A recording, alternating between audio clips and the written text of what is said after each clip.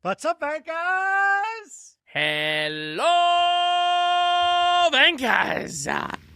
How is everybody doing? How are you doing? The tension is rising. The tension is rising.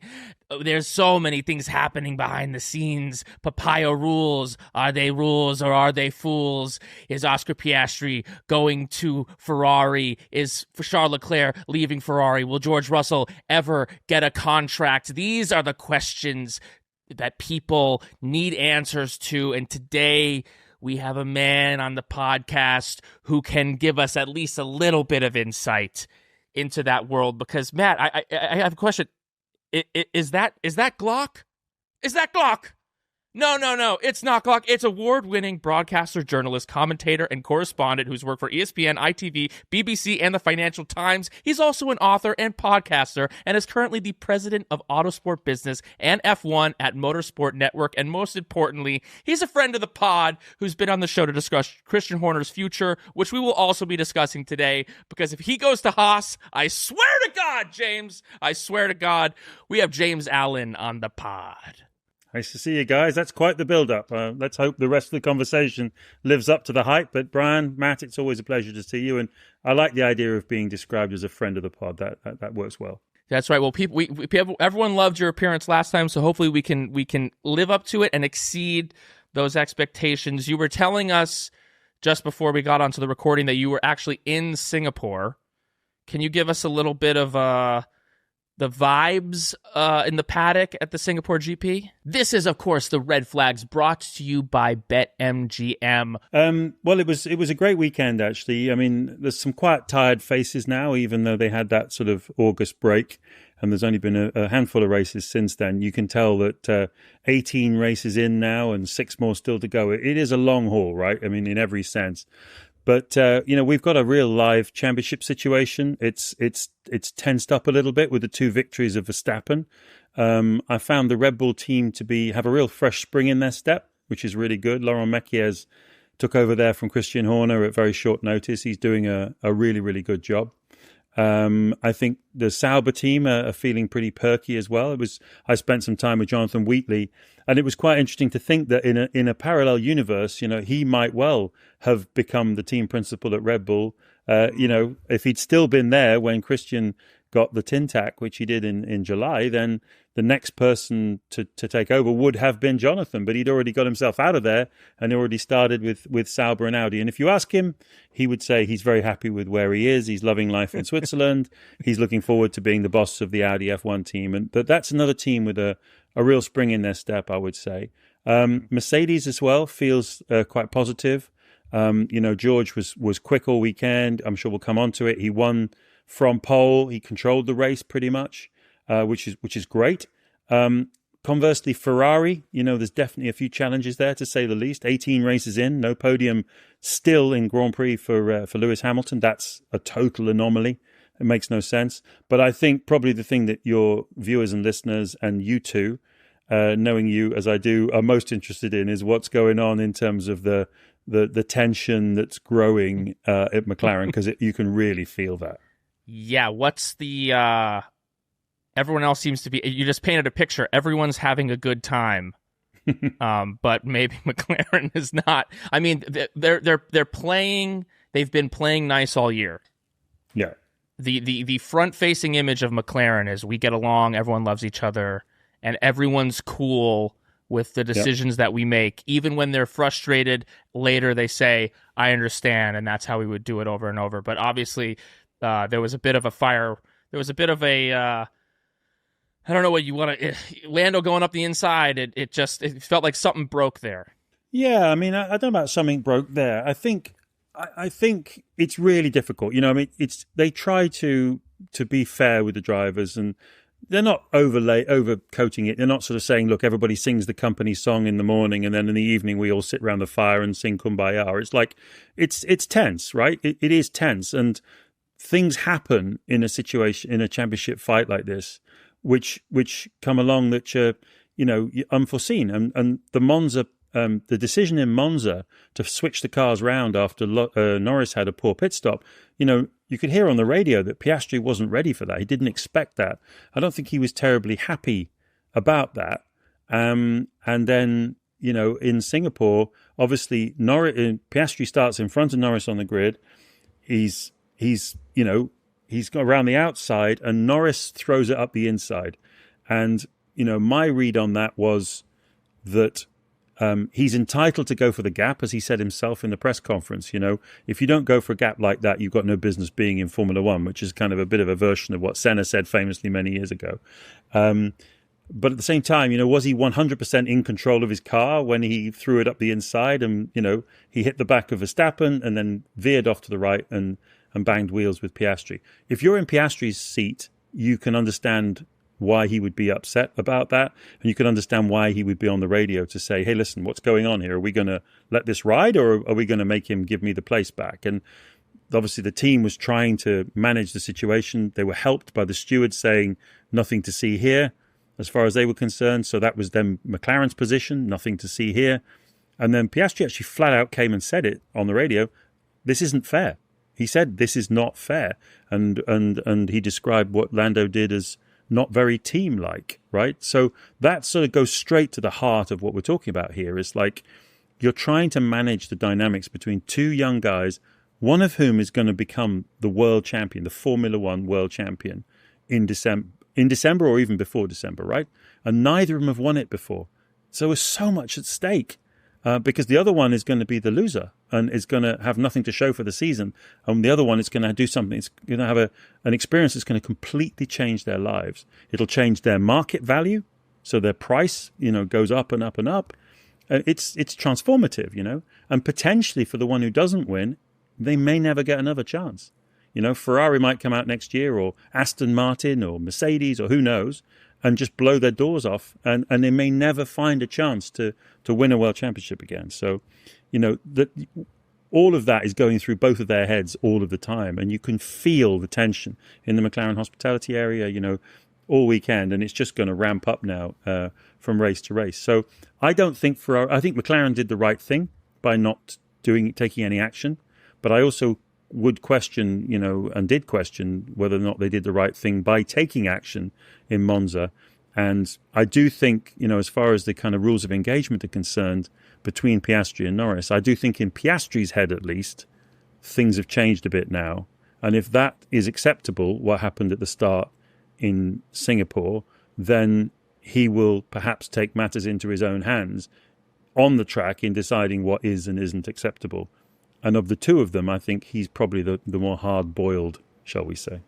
How does McLaren unfuck this, or they can't unfuck this at this point? What a fantastic question, Matt. This is why I come on this podcast. It's just you always ask great questions. Listen,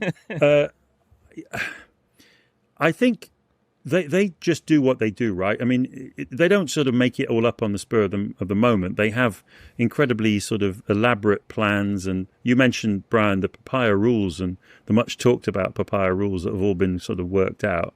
But there is always, unforeseen circumstances. There's always what Rob Smedley on my podcast this week described as edge cases, which you just don't see coming, right? Where you have to kind of make a decision on the spur of the moment. And I think, they will say that they do the best they can to try and manage two highly competitive individuals. But at the end of the day, all they can really do, Matt, is just continue to treat every case as it comes along and just insist that the two drivers don't take each other out. But I have to say that in my heart of hearts, I feel that the likelihood of those two hitting each other went up after Singapore. But the problem is that with a competitive Verstappen in a more competitive Red Bull car, because if he's quick in Singapore, which is not a low downforce circuit by any stretch of the imagination, right, like Baku and Monza were, he can be quick everywhere. And therefore, he is breathing down their necks. And if they did take each other out, like Hamilton and Rosberg did in Spain that time, for example, where neither of them finish, then that would become a very big problem very quickly. And Max Verstappen won that race, famously. Exactly. Youngest ever race winner, right? Okay, 18 years old. Can I propose to you a hypothetical? Go ahead. If in Coda, let's say in Coda, if Oscar just says "fuck it" and he takes out Lando Norris in Coda, turn 1, they're both out of the race. Max Verstappen wins. He's got 25 points up on both of them. Mm-hmm. At that point, do they just say it's over? Do they have to say it's over? You guys can't play nice. We're calling this championship right now. And whose advantage would that fall to? Oscar's. Exactly. But is that what Oscar needs to do? I don't think that's a way to win a world championship. I don't think. What do you mean? We've seen it. We've seen people do this. That we've seen. That Ayrton is the way. Senna might have begged to differ. Michael Schumacher against Damon Hill begs to differ. I mean, crashing. Yeah, but don't forget what happened to Michael when he did it with Villeneuve in '97. He got disqualified from the whole championship. So there are precedents here. So you've got to be. That's not. Piastri wouldn't want to. I just don't think he's got it in him to do that anyway. But he wouldn't want to drive a situation. But you're onto something, Matt, in terms of the actual underlying thinking, which is he's the one who's got the advantage. Because he's the one who's. It's not a complete race victory clear. He's not 25 plus points ahead anymore of Piastri, because he's lost 3 from Monza, another 3 from what happened in Singapore. So, Norris is 6 points closer to him than Piastri probably feels he should be if decisions had gone his way. But nevertheless, he's the one who's got the points advantage. So, Norris is the one who's got to be a bit more careful about the risks, whereas Piastri can afford. But neither of them really can afford to leave the door open for Verstappen. And, I've seen this so many times before in my career. I had front row seat for Hamilton Alonso in '07, where they were kind of fighting against each other. And I actually remember Ron Dennis saying something along the lines on the radio of we're racing Alonso. And I was like, what? Alonso's in your own team. It's like, you're racing against yourselves? And of course they did. And then it let Raikkonen come through on the rail side and win the championship. I remember Damon Hill and Jacques Villeneuve. I was, again, right on the front row of that one when they were both fighting for the 1996 World Championship at Williams. That didn't get too unpleasant, actually, to be fair. That was they managed to stay on reasonable terms, the two of them. But, we've Senna and Prost, obviously, is the ultimate. And then we've had the Hamilton-Rosberg, which was really fascinating to watch. But that, of course, had a lot to do with their shared history as children and the fact that they'd come up through the karting ranks and the junior racing ranks together, and with Lewis always basically having the upper hand and Rosberg just desperate to try and get his one over on him, But it's a different version of that same dynamic. And Webber and Vettel is another one, right? In Red Bull. I mean, Vettel got the World Championships. Webber didn't get the World Championships. Well, interesting you bring up Mark Webber, because I'm curious about, we have our hypotheticals of what we feel like they should do, right? What we feel, how we all feel as fans. There's plenty of time for that. We've done enough of that on this podcast. I'm curious if you have any insight into kind of what's happening behind the scenes, because we know that last year, when there was all this talk about, are we going to prioritize Lando's could potentially win this championship, and Mark Webber, from what we heard, was he was in there saying, no, you're not going to treat my boy like I was treated, making up for his past traumas through the vessel that is Oscar Piastri. Within this situation, I cannot imagine that Mark Webber is very happy with how things have, transpired the last few weeks. I would think that he is irate about this situation. Do you have a sense of what powers are what agents are agenting right now? Who's advocating for these guys? It's a very good question. I wouldn't say Mark is irate, but I would say that he's definitely on the case. He's definitely across this, and he's definitely advocating, as you say, because that's his job to do that, right? And he does it, as you also mentioned, from the background of having been on the wrong side of this, when he was at Red Bull with Sebastian Vettel. And perhaps he didn't have anybody maybe arguing his case, and maybe he wasn't as strong as he wishes in retrospect that he had been against Vettel. So he's kind of making sure that, Oscar's pretty strong in the head anyway, but But I think he's just making sure that the stuff that Oscar doesn't know about, which is, how you can manage these team games, these relationships, he's making sure that Oscar's on the A game and his case is being put as much as possible. But there's a limited amount that he can do. I mean, he can only affect things so much. At the end of the day, it's down to Zach and Andrea, the management of McLaren, to decide if they're going in any way to intervene. I don't think he's really asking for that. He's just wanting fairness, right? So that's all that all that he really wants to see. But you make a very, very good point, and he's certainly not going to let anything slip through that shouldn't slip through, for sure. Because, as you know, we have teamed up with our friends at BetMGM this season, and we're going to be using BetMGM lines to make all of our picks. And this season is getting good, baby. This McLaren dominance is over. Max Verstappen finished ahead of the McLarens in Singapore.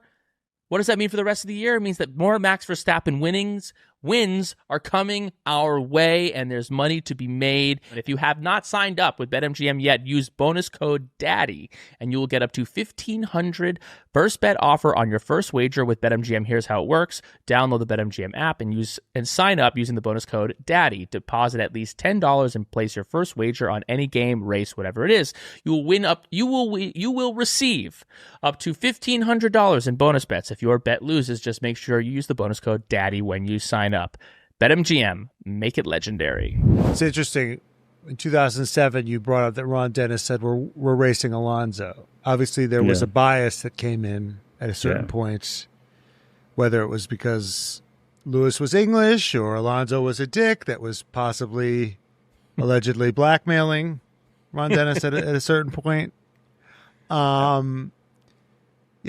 bias came in.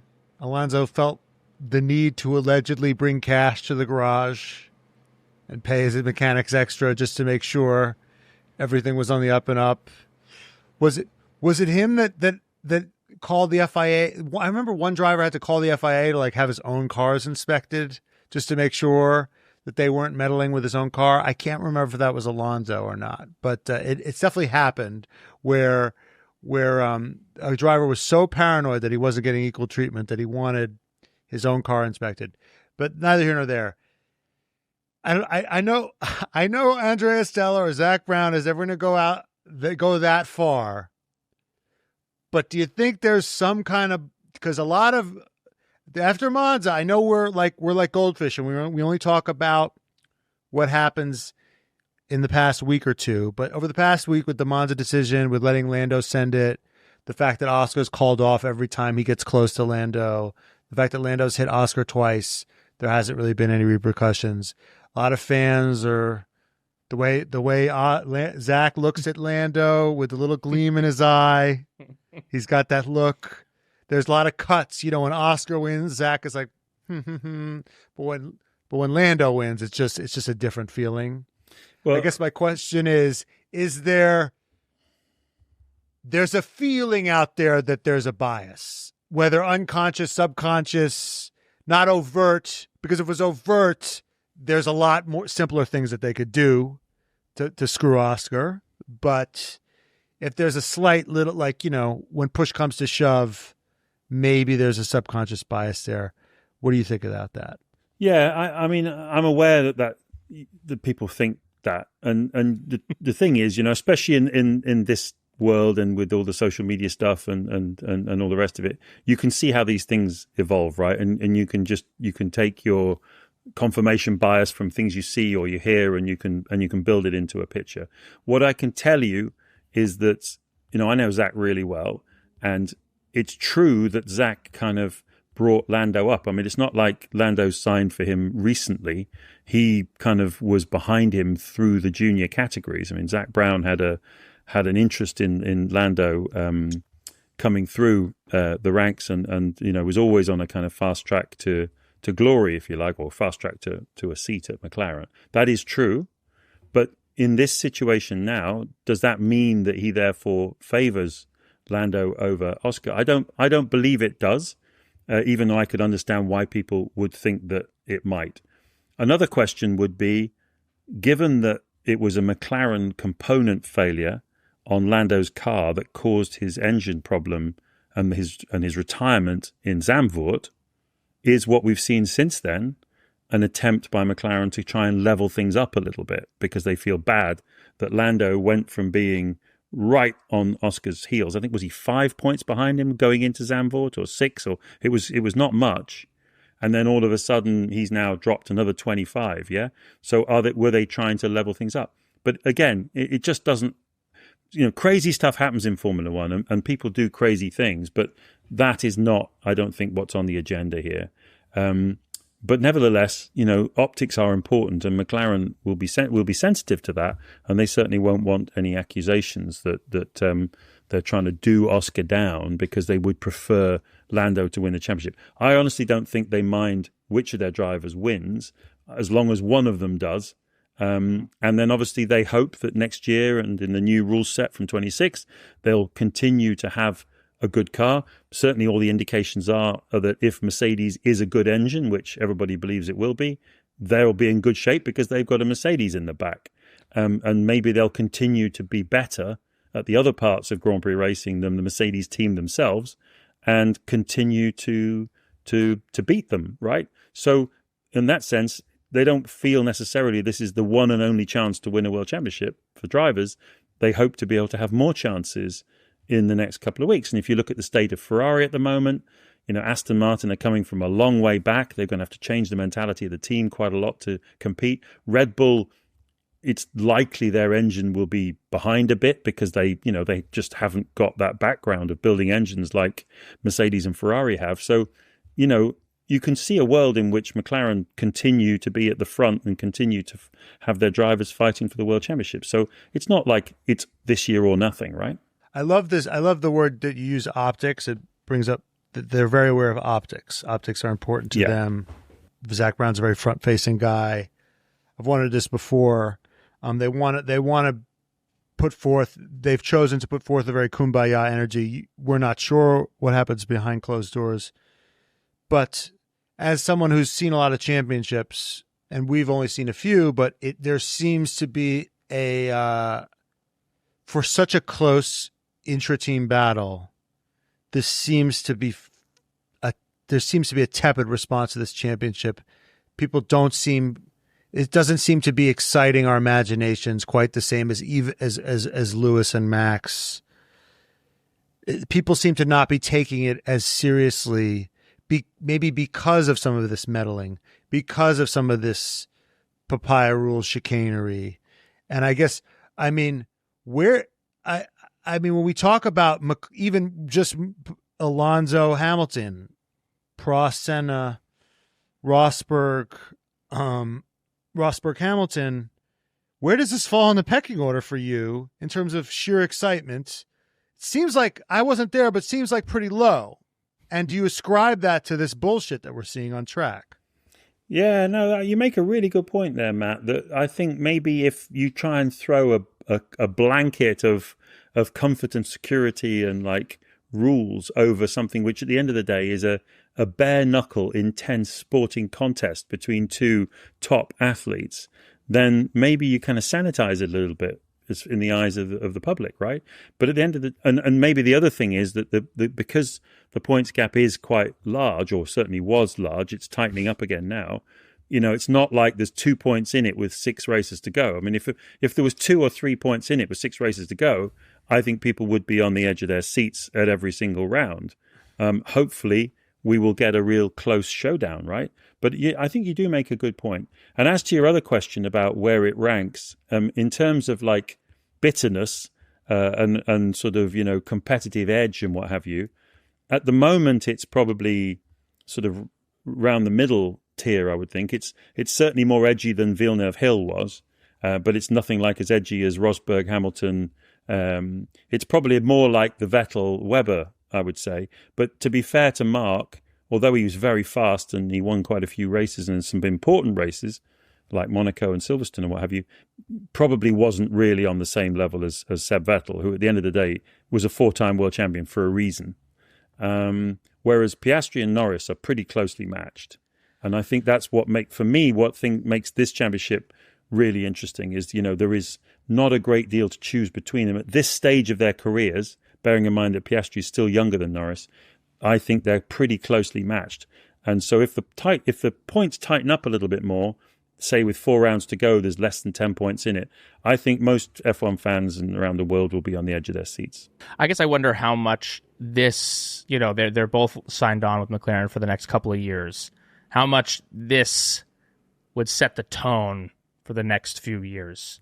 That is the question. That is absolutely the $10 million question, Brian.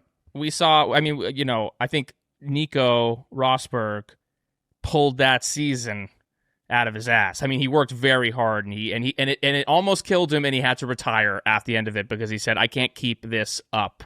But certainly Hamilton coming in there, a tone was set. I'm the champion here, and then Nico had to kind of become a whole other guy in order to overcome that hurdle. That's a question of, if Oscar, it's as it seems, Oscar still, he has the edge this year, and he has a little bit more of that unflappability, though we saw him falter in Baku, that, I'm a Lando guy, and my fear is like, if Oscar takes this, then this is Oscar's team. Even if they want to keep it even, that mental edge will be there, and that relationship will all, it's like you see your high school friends, and even if they have a better job than you or they're whatever, it's like, nah, you're still that. Yeah, shut the fuck up. You're still that.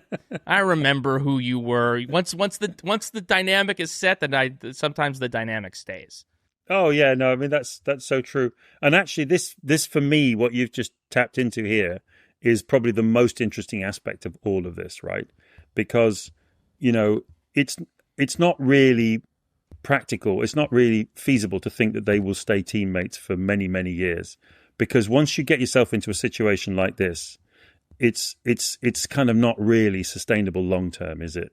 Hamilton Rosberg, you make the point. So Rosberg was already at the team. He'd won a race, I think, in 2013. He won in China. He may have won again later in the year. I can't really remember, but he was certainly winning races before Hamilton turned up. And then the rules changed for 2014. Hamilton turns up, bang, well, even before that, sorry. But 2014, when the rules changed, Hamilton's, he's got his feet under the table by then. It was Rosberg's team. He's come in. He's the champion, and he kind of imposes himself on the situation. Rosberg gets his title in 2016, partly because Lewis took his eye off the ball. He had a little bit of unreliability, but I think more it was that Lewis took his eye off the ball that season, having watched it very, very close up. I always feel that that's what happened that year. And as you say, Rosberg just left no stone unturned. Literally made his whole family go on to Austin time for the week before he flew to Austin. So his kids are having to go to bed at like whatever time. And literally, that's, his wife and everything else. It's just like, who does that? Who does that? Who puts their family through that, But he was doing Monaco-based vlogger Nico Rosberg. That's who does it. So it's interesting. You think that this is, whoever wins this is going to become untenable? Yeah, I think, I mean, sooner or later, yes. Because, you mentioned in your intro, Brian, that there's these rumors going around about, Piastri going to Ferrari, right? Yes. And then you alluded, Matt, to the fact that, is this Lando's team? Is it not Lando's team? Do they push him out? Whatever it may be, right?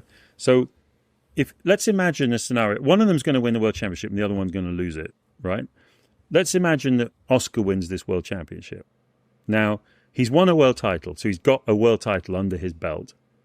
And he can then, in a way, it kind of makes him more mobile, right? I mean, if next year in 2026, the rules change, new cars and everything else. If McLaren come out and they dominate like Mercedes did in 2014, then no one's going anywhere because you'd be insane to walk away from that, right? But if Ferrari is competitive in 2060, next year in 2026, and you've already got a world championship under your belt, I could see a world in which Oscar and Mark would sit down and think about this and say, well, listen, we've already got our world title under our belt. The Ferrari is looking quite good. We're not sure Lewis is going to continue beyond the end of 2026. Is there a play here where we go for massive money to Ferrari as a world champion and take it from there? I don't know. Equally, if you're Lando and you win the world championship, you become quite attractive to other teams as well. Of course, he's got a McLaren heritage, but I know Red Bull have always admired him, for example. If Max moves from Red Bull, they will need a top Grand Prix driver to fill that seat, because you're not going to do it with Hadjar, with all the best will in the world. I'm sure he'll race one of the cars, but he ain't Max Verstappen and isn't likely to become Max Verstappen for at least a few years. So you need a top driver in that car. Russell is probably going to take himself out of the market by renewing with Mercedes sooner or later. Hopefully he'll get a contract for, but that takes him out of the market at the end of next year. So if you step back from it, the guy who drives the market from here is Verstappen. Because what's going to happen next year is he's going to get out the box, he's going to go testing, he's going to go racing in the beginning of the season, and he's going to look at all of those cars, and he's going to make a decision in the first 5 or 6 months of next year where he wants to go next. And in my mind, pretty much anything is possible. I think it's even possible that he could look at McLaren, if they've got a good car, and get on the phone to Zach Brown and say, listen, if you want me, I will come, but you'll have to biff off one of your 2 drivers. I can see him going to Toto Wolff and saying that if there's a seat and Antonelli, potentially gets biffed out. Because he's demonstrated this year that he is by head and shoulders the best driver in Formula One. If he's on the market next year, any of those top teams is going to want to have him. And the other one would be Aston Martin, of course, as well, with Honda and Newey. If they've got a decent-looking car that looks like it's got potential, and Newey looks like he's really getting somewhere, I could see Verstappen doing that. But equally, I could see a more dramatic play, is what I'm trying to say, where Verstappen actually forces his way into another team. But he will be the one that decides the driver market next year. Bankers, when was the last time you just sat back, relaxed, and cracked open a root beer? Well, guess what? For me, it's today with our friends at Mug Root Beer, which this episode is brought to you by. It's so good. Seriously, when was the last time you had a root beer? Go out and get one. It tastes like childhood nostalgia in a can. It's lights out and away we go on your taste buds. It brings that dog out in me, that Max Verstappen dog, because on this track these days there aren't that many dogs left, which is why I think that they're not enough of the F1 drivers are currently drinking Mug Root Beer. I think that Max Verstappen might be the only guy on the grid right now absolutely downing these mugs, because he's got that dog in him. So the next time you are craving something cold, frothy, and packed with unapologetic flavor, crack open a Mug Root Beer. Find Mug at your local store or head to mugrootbeer.com/find-mug to see where you can get your paws on some. And while you're at it, throw them a follow at Mug Root Beer and show off your own #Mug moment. Arr, arr. Get that dog in you. Bankers, nothing's better than a great pair of underwear. The pair you reach for over the others. We all have a hierarchy of underwear, the one for a special occasion, whether it be a date, a wedding, whether you're trying to get lucky in any shape or time, you gotta have your favorite pair, which is why we're so happy that this episode is brought to you by Skims. Let me tell you, Skims are my new favorite underwear. I got to throw these other ones out and just get exclusively Skims. They sent us a couple. The feel, they grip you in the right way. They're soft and they're also sturdy. I didn't know that Skims made underwear. I thought it was just stuff that my girlfriend wore. No. They make Skims for guys.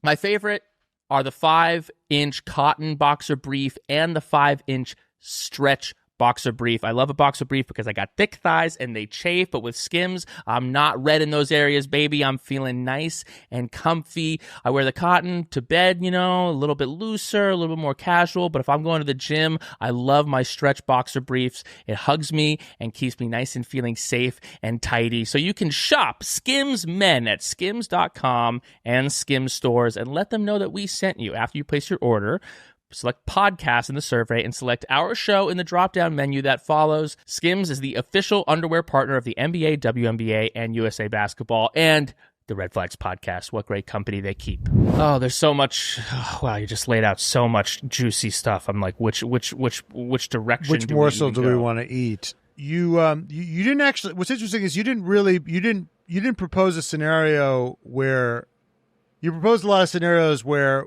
whichever one wins is like gonna move potentially, but you didn't propose a scenario where the loser moves, where Lando is like, "Fuck this, I got to get out of here," or if he loses, or vice versa.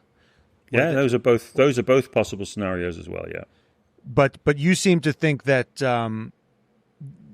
the winner is gonna the loser might be more tainted on the market, and the winner is gonna maybe just go to wherever the grass is greenest always. Yeah, no, not necessarily. That was just a kind of just describing the picture, right? But I mean, equally, if in a way, the more likely scenario, as you say, is that one of them feels that then their best interest is not being served by continuing, and they decide that they want to move. Yeah, so I mean, both that's also possible. But I think what I'm trying to say is that, ironically, in some ways, particularly I think on Piastri's side, if he wins a world championship, unless the McLaren is going to be clearly the class of the field in the 2026 rules, like Mercedes was in 2014, I could see a world in which that happens. I should stress that I'm not sort of sitting here putting conspiracy theories around. I'm just explaining, based on, looking at how these things work and over time and that sort of thing, you can see a world in which that kind of thing happens. And maybe other people have been thinking, along similar lines, which is where some of these rumors about Piastri and Ferrari come from. But it's not based on anything. It's not based on anything factual. This is just crystal ball gazing, right? Knowing how Grand Prix drivers and their managers think, right?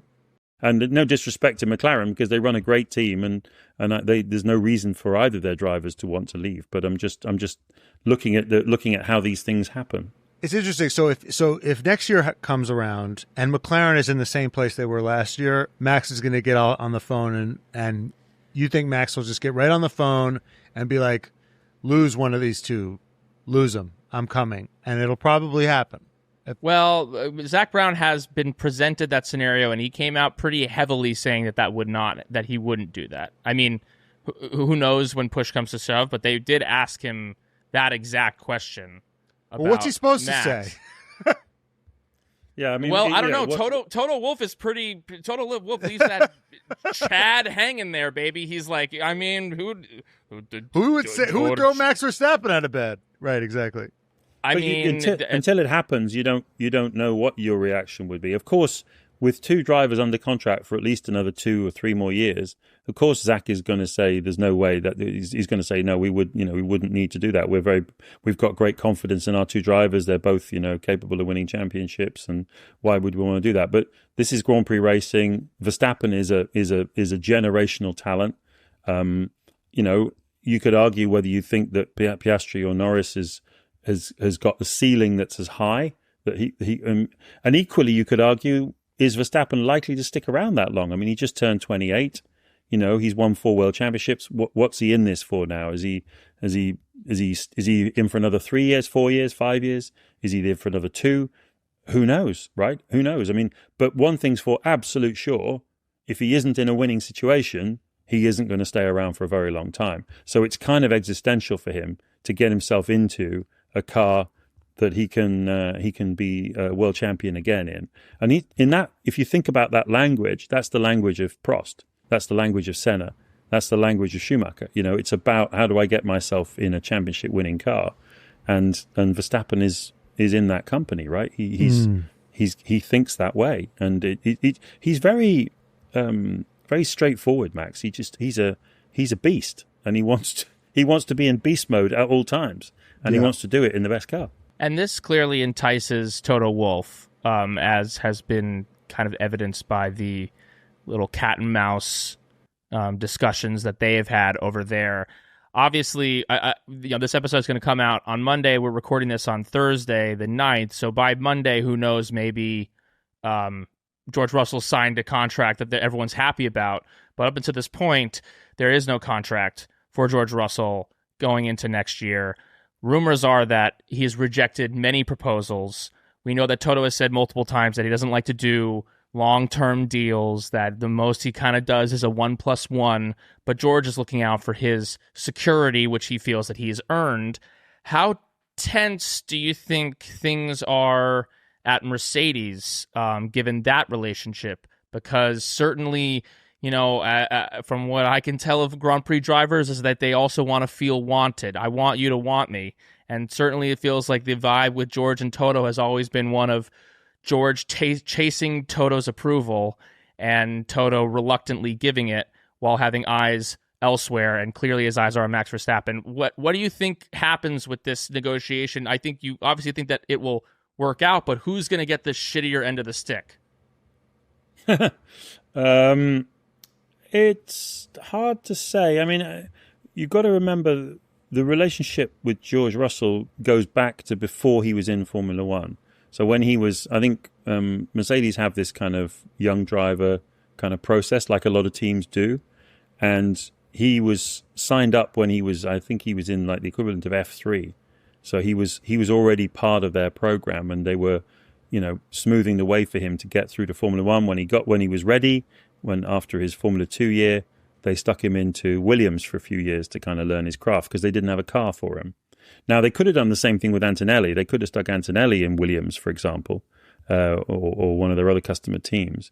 But because of the timing and because of one thing and another, Toto decided to put Antonelli in. But he was also keeping his options open so that he had the scope to get Verstappen, if there was a way of doing that, if Verstappen, decided that he wanted to move. So coming into this year, obviously he was still hoping that Verstappen might be gettable for 2026. But to be honest with you, it was never really on, because it doesn't really make any sense for Verstappen to move before the rule change. He's much more sensible for him to wait and see who's got the best car next year and then make his decision about whether he stays where he is. Because bear in mind, he's been Red Bull his whole time. He has complete freedom. He can go off and drive around the Nordschleife in a Ferrari any day of the week he wants to. He doesn't have to do too much press. He doesn't have to do too many promotional things. I mean, he has a very easy life in terms of the demands on him, apart from driving a racing car fast. So it's a lot to walk away, and he gets paid an absolute fortune as well. His price will only have gone up after this year. So that's a lot to walk away from, So you don't do that just on the chance that Mercedes might produce a good car for next year. So it was always likely that he would do what he did, which is wait and then make his decision next year whether to stick or twist. So in that scenario, Mercedes can't afford to not have a top driver who's ready to go, because the other one is still very young, as he's shown, very talented, really, really good, but very early in his journey. So it makes sense. And now that obviously Max is committed to staying where he is, and into next year, and so now George is the boot's on the other foot to some extent, and George wants some things, et cetera, et cetera. So I don't really know the inside track. I don't think very many people do as exactly where it stands, but I would be surprised if George doesn't sign a contract renewal. And I would be very surprised if that contract renewal doesn't take him out of the market when things start moving around big time at the end of next season. I guess it feels like if I'm George and I'm Toto, the thing, there's intricacies within a contract and how there's many ways to, divide the pie. But the thing that George probably wants to protect himself from is that at the end of next year, if Mercedes has the car and Max Verstappen makes that call to Toto, that George isn't the one getting the boot. That's probably the thing that he's trying to protect. And Toto probably wants to leave that door unlocked for Max. If he wants to be able to choose, do I dump George or do I dump Kimi? If at the end of halfway through 2026, Max Verstappen wants to be at the Mercedes-Benz organization, that feels to me like it would be why they haven't been able to reach an agreement yet. Is that what you would assume on your end? Not necessarily. I think it's quite unusual George is only in his 20s. It's very unusual to have a 1-year renewal. So that doesn't make a lot of sense, really. I understand what you're saying about leaving the door open and everything, but it's not, I can't really imagine that that's what's at stake here. I think it's probably other things. But again, I'm not privy to what they're talking about, so I really don't know. I wouldn't want to speculate on it. But if he gives them each, if he gives Kimi and, if he gives George a multi-year deal, right? And then he doesn't give Kimi a multi-year deal, then that's leaving Kimi's head on the chopping block and not George's, right? Potentially, yeah. But Kimi's very young. and he's got a lot of time on his side, and there's other things that he can do. I mean, it depends really. It's if he really wants to go all out to get Verstappen, then he has to do whatever he has to do in order to make that happen across the board. This is my last dumb question. Don't make promises you can't keep. It's so interesting because, there are rumors Max makes 75, but, if he were to hit the market now, it'd be 100, blah, blah, blah, blah, blah. But here's another thing that I constantly find myself thinking about. If next year rolls around, right, Mercedes has got the package. George Russell beats the crap out of Kimi Antonelli, wins by 1,000 points, right? Commanding win. And then Max gets on the phone to Toto Wolff and says, okay, yeah, I'm going to come, what we agreed upon. You offered me $100 million to come in 2025.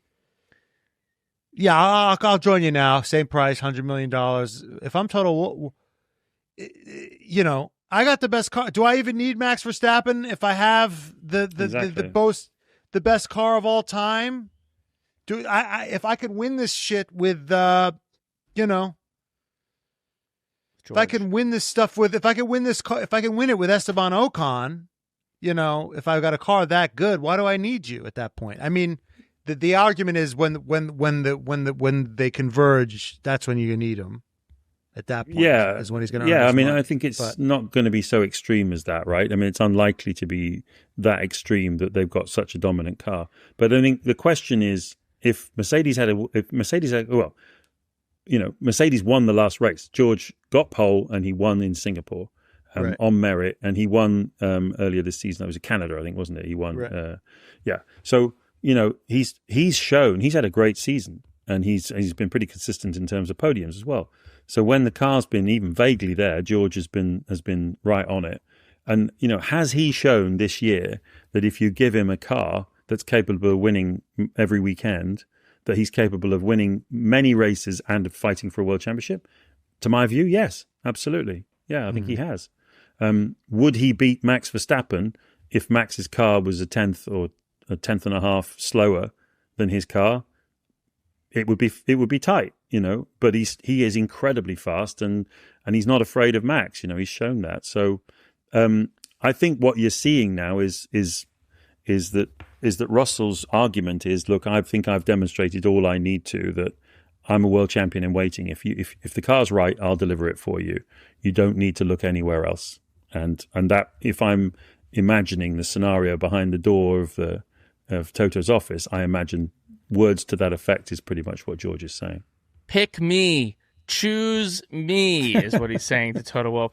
It seems like going into next year and how these cars kind of fall within the new regs is going to drive a lot of, who moves where, who goes where, who retires, who jumps ship.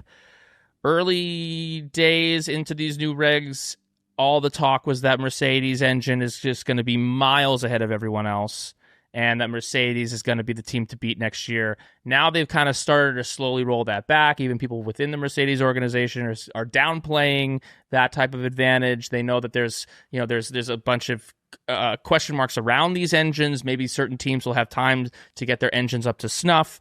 What can you tell us about the what people think the power structure will be next year? Where will the teams fall? Well, so great question. And so part of it goes back to what happened in 2014 when you had the rule change there, when you went from V8 engines to the hybrid turbos, okay? Right. And people like me who were very close to it all on the media side, we got wind, we just from conversations with people, and you just got the feeling Mercedes were very confident in the package that they were putting together on the engine side, on the powertrain side, right? And you didn't hear so much from some of the other competitors, and you could see just by the body language of some of the other teams that they weren't perhaps where they wanted to be. Why were Mercedes in that position? Because they had invested early. They went hard and they went early, and they do tend to handle these rule changes pretty well. So I think it's very likely that they will have done the same thing again here. They will have got ahead of the game. Bear in mind, it's not such a huge jump this time as it was from V8s to hybrid turbos. This is another form of hybrid turbo engine. It's not that different. It's just one part of the engine that we currently have is disappearing, and they're boosting up another part of the engine. So it's not like complete night and day, but nevertheless, they will have invested and got involved in, made the commitments early on. They've lost a few people to Red Bull powertrains, so there's no doubt about that. There's been a bit of movement between the engine makers. And that is part of why you hear that one engine's better than the other, because there has been movement. People leave one team, they go to another, they all talk, right? So that's why the rumors have been out there that Mercedes have had the margin. But I don't think it will be as dramatic as it was in 2014. I think, and Ferrari also, people forget, but in 2014, the Ferrari engine wasn't bad. It wasn't that far off the Mercedes. And they just happened to also have a really good car and great drivers. And, Ferrari weren't that far behind them. Renault had problems, right. And others had problems. Honda had problems.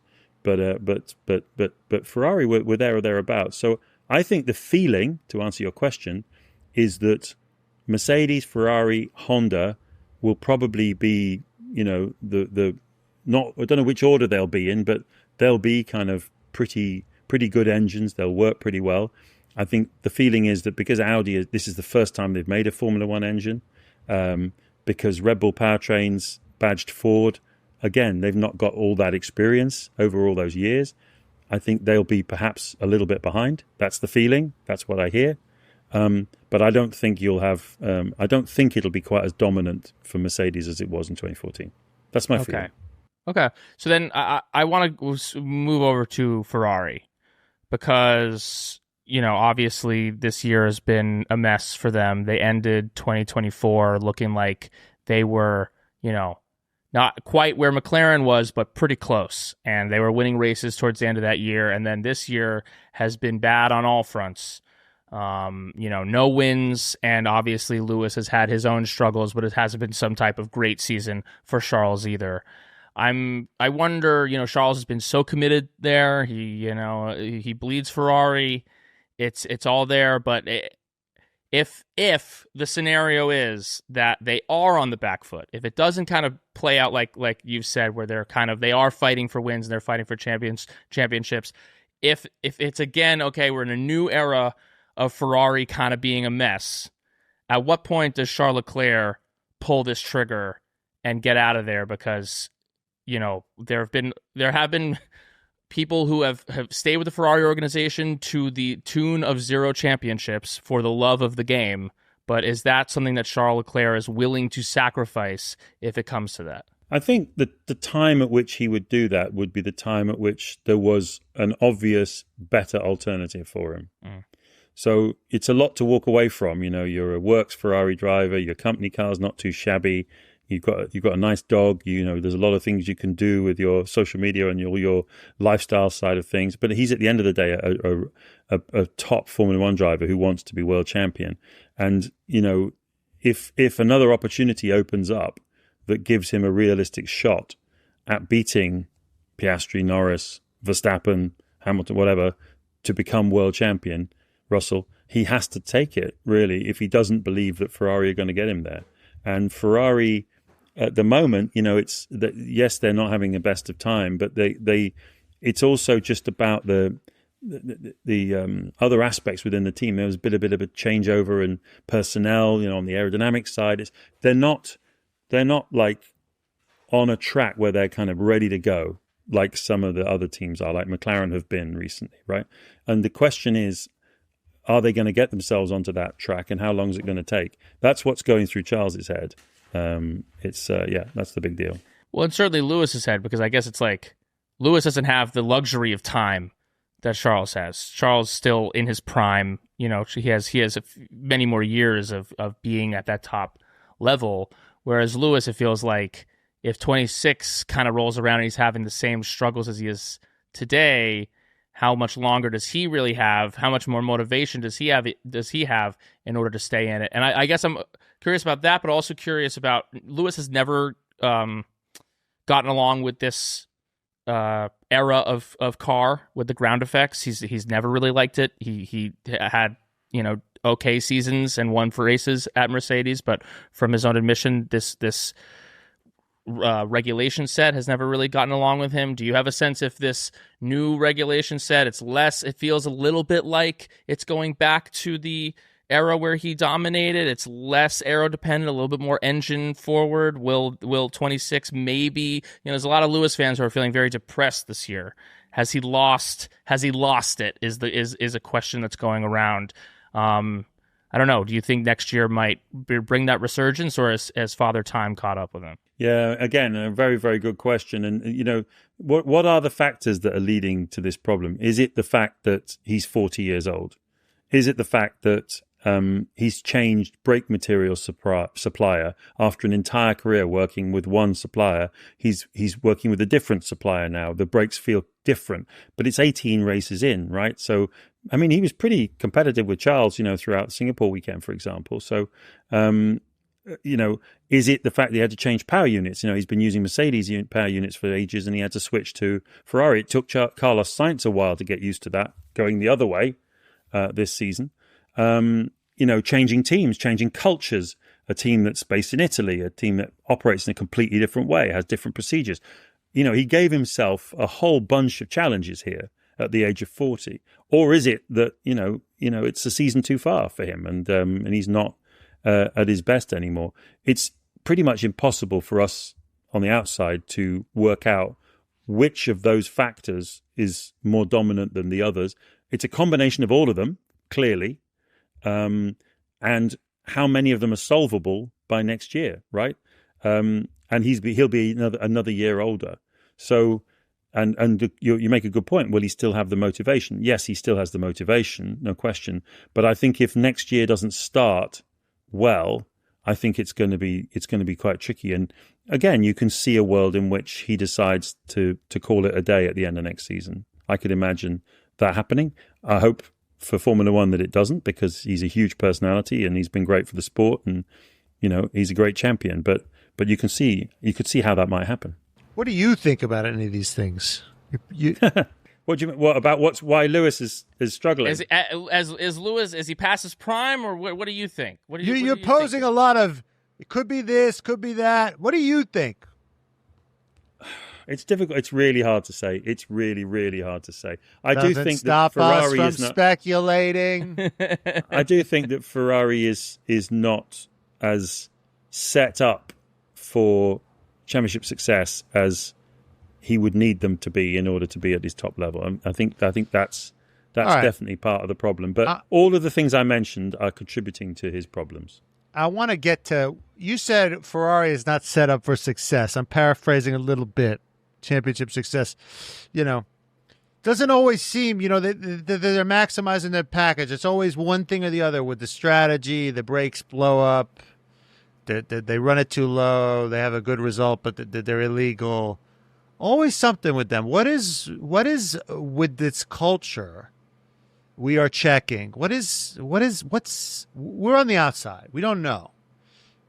But what is going on with Ferrari that makes it so hard for a team with so many resources, so many talented people to just put it together on a weekend? I mean, it's, if you look across their history, apart from some periods of amazing success, like most recently Schumacher, Ross Brawn, Jean Todt, and then before that, Niki Lauda, Montezemolo. Montezemolo was also involved in the more recent period as well of success, because he was the chairman of Ferrari. It's basically a cast iron grip on the team is essential, which is what Jean Todt had. And it's a way of suppressing the politics and suppressing all the contrary forces that go on and getting everybody pointing in the same direction. And it took very strong personalities like Jean Todt, Ross Brawn, Rory Byrne, the designer, Michael Schumacher, the driver, all of them pointing in the same direction to make Ferrari a winning machine.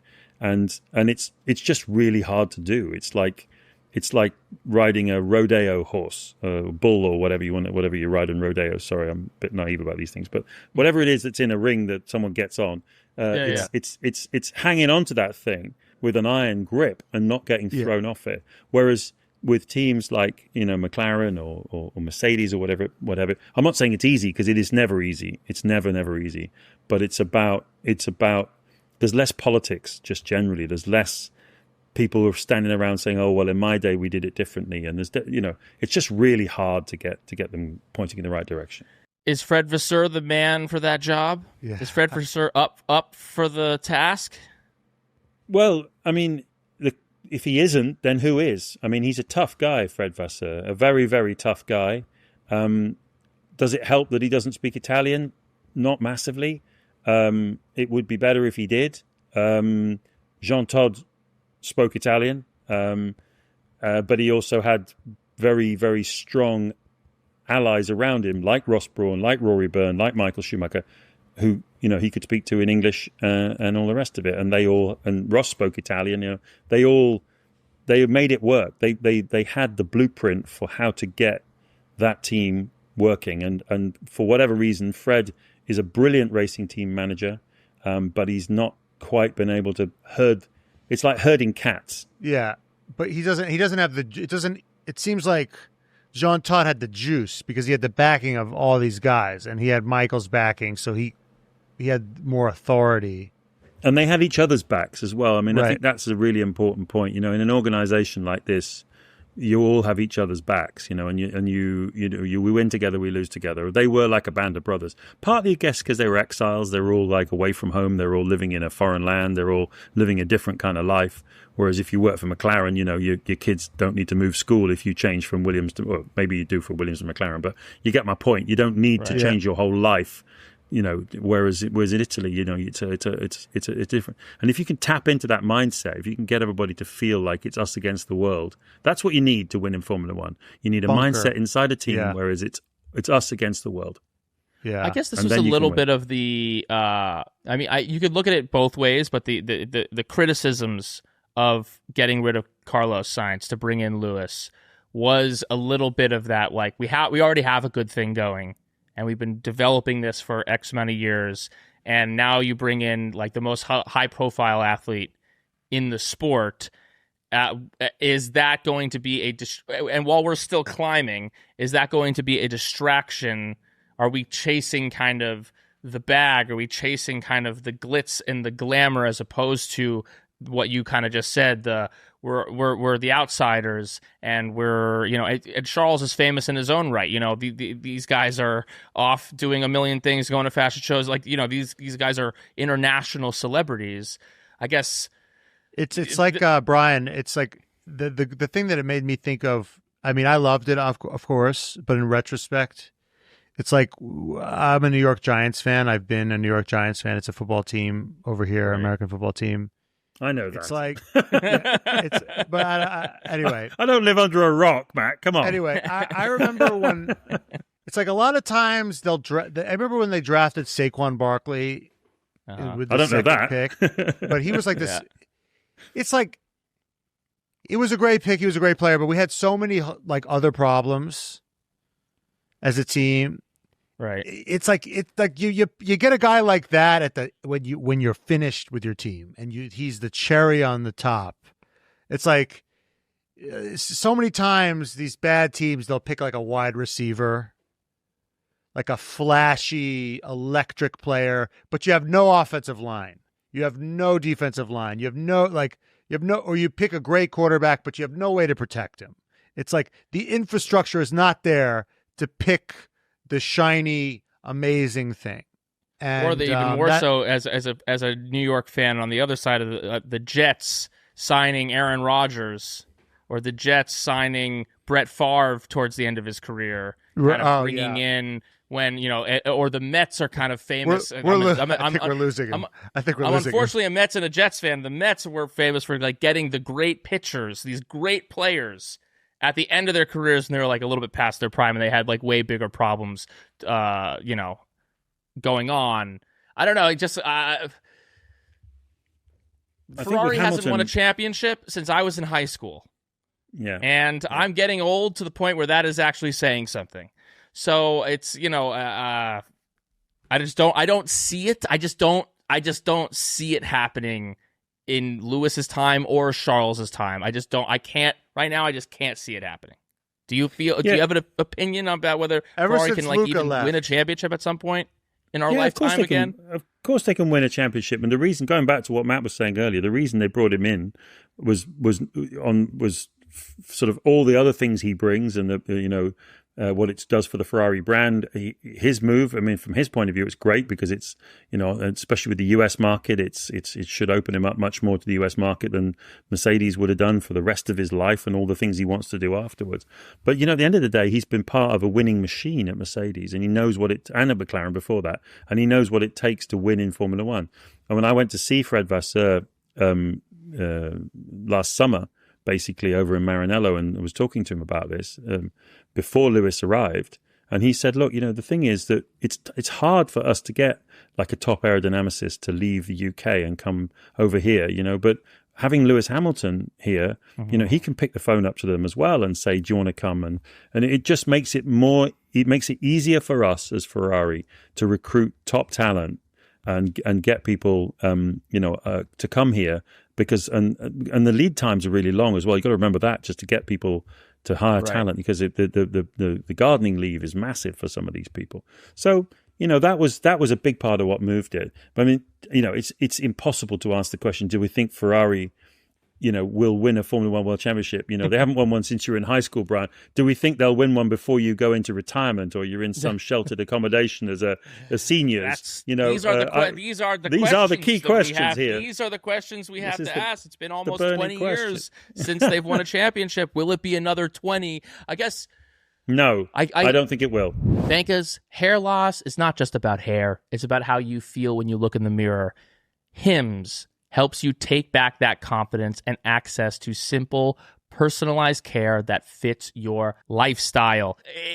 You want to be feeling your best. We're getting older. I'm getting in my 30s. I want to be feeling my best. My hair, I want to keep it nice and fluffy and sturdy. I want to be looking in the mirror, going to a wedding. I wear the hats. I want to be able to take off my hat and feel right. And Hims helps me do that. For simple online access to personalized and affordable care for hair loss, ED, weight loss, and more, visit hims.com/redflags. That's hims.com/redflags for your online visit. They offer a range of convenient access to prescriptions, hair loss treatments with ingredients that work, including chews, oral medications, serums, and sprays, with ingredients like finasteride and minoxidil that can stop future hair loss and regrow hair as little as 3 to 6 months. You shouldn't have to go out of your way to feel like yourself. Hims brings expert care straight to you with 100% online access to personalized treatment plans that fit your goals. So go to hims.com/redflags. Once again, hims.com/redflags. Speaking of someone who could possibly take a vice-like grip over an organization, James, who could maybe take control. You're Christian your hat Horner. in the ring, Matt? Ah, okay. Christian Horner. Yeah, there's one big. He is unemployed and available. And apparently making a lot of calls. He's making a lot of calls, and he's seeing what's available. What we had you on, our first episode was about his departure. What can you tell us about his return? Well, there aren't that many calls to make because there aren't that many places he could go. And I don't think Ferrari is one of them. I'm not ruling it out, but I think one of the things that's very important to Christian for his return is that he has what they call skin in the game. In other words, he's got a stake, shares in a team like Toto has. So he looks at Toto Wolff, his arch enemy, who has a 30% stake in Mercedes, which makes him a very, very wealthy man on paper, because Mercedes is probably worth, if McLaren's worth $4.5 billion, which the recent share sale indicates it is, Mercedes has got to be worth not far off that. So it makes Toto a very, very wealthy man on paper. And Christian wants a piece of that action. So I think Ferrari is less likely because they wouldn't give him shares in the team for obvious reasons. So his options really are to buy a team, which would be potentially Haas, potentially Alpine, if Renault would sell it to him. He's got definitely financiers behind him. He's got backers who would back him. And the other possibility would be if he can persuade all of the other teams and the FIA and F1 to let him have the 12th team franchise, because there's still a 12th team franchise available. Cadillac are coming in on the 11th franchise, and you saw what a game of cards that was for them to get that approved.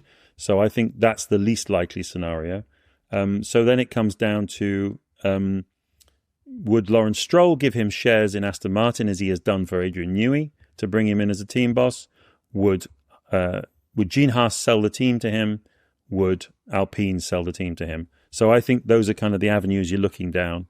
And I don't get any real indication that Alpine are in a hurry to sell. I mean, they've got a very valuable asset there. At the same time, they do need to make it work. So I think that's the door he's probably banging on the hardest. With Gene Haas, I think it probably comes down to his health as much as anything else. I'm not sure what his health is like, but I heard that it's not, necessarily the best. I really don't know.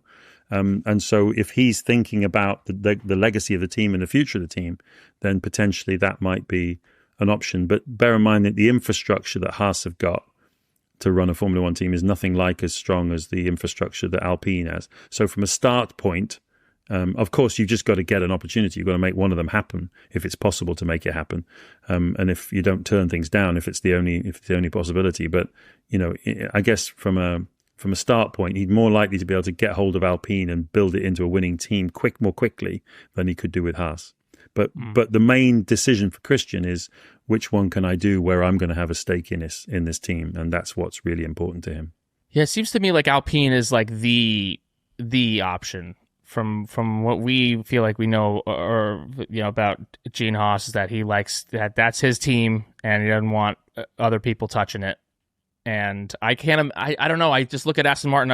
Is it worth giving him ownership of this thing? You've already given away a bit. Does he bring as much to the table as an Adrian Newey? I can't see them doing that. I guess does the relationship with Flavio? They are close. They seem to have a buddy thing going on. Do you think that improves his chances over there? No, I don't think so. I think if Flavio's part of his role, if part of his role is to find a buyer and get that deal done, then in that scenario, then yes, their relationship would be helpful. But at the end of the day, the decision lies with the Renault board, right? And because they own that team, it's up to them to decide what they do with it, whether they want to carry on racing in Formula One with a Mercedes engine in the back, with the Alpine brand and all that sort of stuff, or whether they need to have a real rethink about what it is they're actually trying to do here. Meanwhile, they've got a very, very valuable asset. I mean, again, that team must be worth somewhere between $2 and $3 billion, and that's gone up from probably a few $100 million a few years ago. So if you look at going back to your NFL analogies, if you look at the rise in the valuation of the Dallas Cowboys over the last 5 years, it's now gone into double-digit billions. So what's to say with the popularity of F1 in America and all that we know is going on there to grow the sport? What's to say that team wouldn't be worth $4 billion in another 3 years' time? So if every time I hear that, I just think that the Claire Williams, they sold the team for like a couple of $100 million, and I'm like, no. But so yep. The other, I want to just quickly go through the other option. Michael Andretti, he came on, he was like, I'm gonna get on the grid, and the F1 Supremos, they got together and they were like, fuck this guy. Basically, I'm sure it was more complicated. With the outside looking in, they were like, "Yeah, we'll let Cadillac in, but don't like him so much." It kind of seemed like you can't sit at the lunch table with us. That's kind of what it seemed like from the outsider's perspective. It does seem a bit like high school, a very British elite boarding school, high school. Now, I'm just curious. If Christian was like, hey guys, can I sit? It's me. Can I come back to the high school boarding school table that I've sat at for so many years? What do you think the temperature is? Like, do those guys want him back as a team owner? Yeah, I see where you're coming from with the question, because if you think about it, there's like a bromance, isn't there, between Toto and Fred Vasseur, and there's and Zach and Vasseur, they're always hugging each other, and they all get on with Toto, and Toto supplies engines to Zach, and it's all they all get on great. The guy who was the stone in everyone's tennis shoe was Christian, right? He hated right. Zach. He hated Zach and he hated Toto, and the feeling was mutual. So, right. on the situation where you need them to smile favorably on you to let you back in again, that's not a great look. But at the same time, I haven't asked either of them. Maybe I should, but they would probably feel that it's better to have him inside Formula One than not have him inside Formula One, because he's a character and he's a competitor and all the rest of it. But you wouldn't want to be in Christian's shoes where he relies on a vote from Zach or Toto for his lifeline for the future. That's like putting your head on the block, isn't it? Really? So I see. So you don't think we're going to see Christian Horner on the grid next year? Next year, never say never. This is Formula One, man. I've worked in Formula One for 36 years now, and if I said never about half the things that I thought didn't seem likely, I'd look a complete idiot, because so many things happen that you just do not think are going to happen. That's what makes Formula One so special. You've got a bunch of very highly competitive individuals who do the most extreme things, and that's why we love Formula One. It sure is. And we know you have to go. I'm curious. Last question. This year, F1's kind of in this. It was popping with Drive to Survive and the New American Fans. We all of a sudden we start a podcast, and the people want to listen to it. I guess I'm curious about what you feel like the state of Formula One is now, because some of that those tailwinds seem to have died off a little bit, and with the season as it is, you talk about these teams growing in valuation. Do you think that Formula One in the state that it's in is still on that upward trajectory? Do you feel like maybe it's leveled off a bit and there might be a cooling down going forward, or do you think that we're still looking good? I think it's still looking good. I think you can just look as well at the sponsors that are wanting to come in. There's new sponsors coming in all the time. There's more going to come in next year. Audi is in next year. Cadillac's coming in next year. They've got huge marketing budgets. They're going to be promoting the sport. You've got this, I can't remember the name of this influencer now. They just announced yesterday Formula One Amelia. have done a four-part YouTube thing with someone. It's going to take Formula One to a completely different audience. Bad Bunny's doing stuff in Puerto Rico. I mean, there's a momentum behind all of this stuff now. It's if your question is, can it continue to find new audiences? It's certainly doing all the things it needs to find new audiences. If your question is the money going to continue to roll in from sponsors and partners? It is continuing to roll in. If your question is, have we got more great drivers coming through the pipeline who are going to be really fast and competitive in the future? Yes, you have got some fantastic drivers looking to knock on the door. So, I don't see anything that's making me feel like the whole thing's about to sort of plateau and Except go down. The product. I think that's the only. This is the product. Yeah, the product, but you get not every season could be 2021, right? I mean, not every season. So there's always stuff people. The question really is, with the new audiences, will they stick to the sport, right? Will they stick with it, or will they sort of go off and start following Premier League soccer or whatever? Will they find something else? And will their interest wane? So this 850 million fans that Formula One says it's got now, which is several hundred million more than it was a few years ago, does that plateau out at 850, or does it move on to a billion? What happens? And so I guess that's the thing you've got to keep an eye out for is just the sport continuing to find new audiences. Because if you compare it to other sports around the world, that's been what's the miracle of Formula One recently, is just how it's grown its audience and how it's changed the demographic of its audience, and that's been a hell of an achievement. So I don't see anything that tells me that that's slowing down at the moment. But let's have a look next year, and if you have a very one-sided championship next year, for sure that will dampen down interest. Well, I hope you're right, because that means we can continue to do this podcast. Yes, and have continue to do your successful. podcast. That's right. Well, James, thank you so much for coming on. Always a pleasure. Tell the people where they can find you.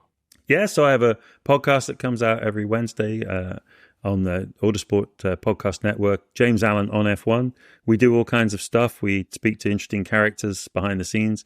I did an interview with Jonathan Wheatley that's coming up very shortly. So we speak to all kinds of characters from the team principals right through to other figures in the sport and less obvious people like the guy. There's a one I'd recommend people to listen to, which is a guy who trained many of the drivers, including Hulkenberg and Webber and Alonso, who's talking all about how the drivers cope physically with the season, how they should rest in the winter and all that kind of stuff. It's a really, really interesting one. So check it out. Thank you very much. Amazing. Could you honor us with a goodbye, Vankas? Goodbye, Vankas.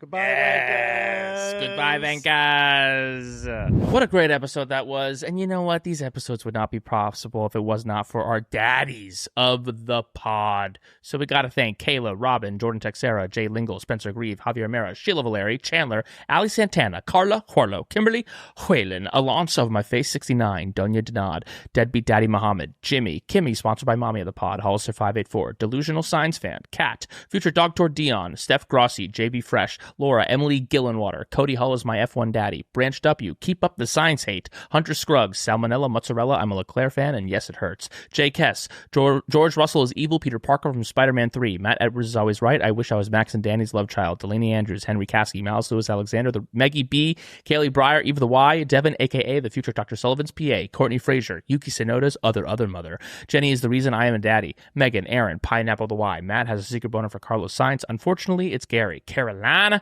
my name is AJ and fuck the HOA. K-Mag can fuck smash my door any day. The official F1 race program and its executive editor. Sarah, I got tickled by the Tifosi. Hey Jet, good luck out there. Allison Sane, Zhuzh, F1 Dude Company.